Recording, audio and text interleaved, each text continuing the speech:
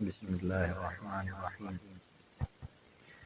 سب سے زیادہ شہرت پانے والا مسلمان سیاح۔ مسلمانوں میں کتنے ہی سیاح گزرے ہیں، مگر سب سے زیادہ شہرت ابن بطوطہ کو ملی۔ انہوں نے اپنی زندگی کے 30 سال سیاحت میں گزارے۔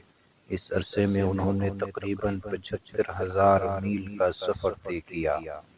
17 رجب 703 ہجری بمطابق 1305 عیسوی کو شمالی افریقہ کے شہر طنجہ میں پیدا ہوئے اور وہی پرورش پائی، یہاں تک کہ جب عمر 21 سال کی ہوئی تو طنجہ سے 725 ہجری میں حج کے ارادے سے نکلے اور یہیں سے ان کی سیاحت کا آغاز ہوا۔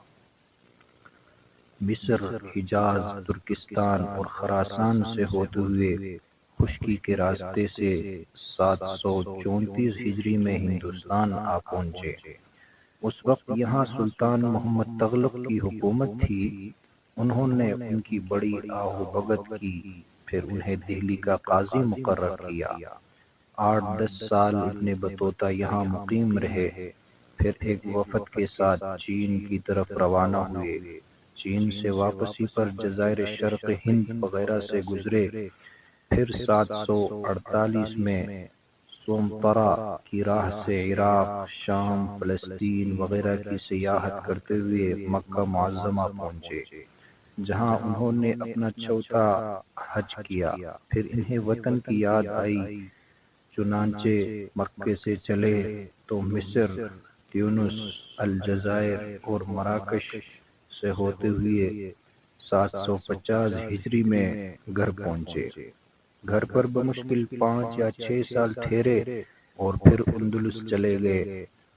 وہاں سے واپسی ہوئی تو پھر صحرائے افریقہ کی سیر کرتے ہوئے 754 ہجری میں ٹمبکٹو پہنچے۔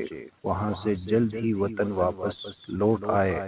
اس کے بعد انہوں نے اپنا وہ مشہور سفرنامہ مرتب کیا جو سفرنامہ ابن خلدون ابن بطوطہ کے نام سے دنیا میں مشہور ہے۔ اس کی ترتیب سے 556 ہجری میں فارغ ہوئے، 789 بمطابق 1377 میں انتقال کر گئے۔ انا للہ و انا الیہ راجعون۔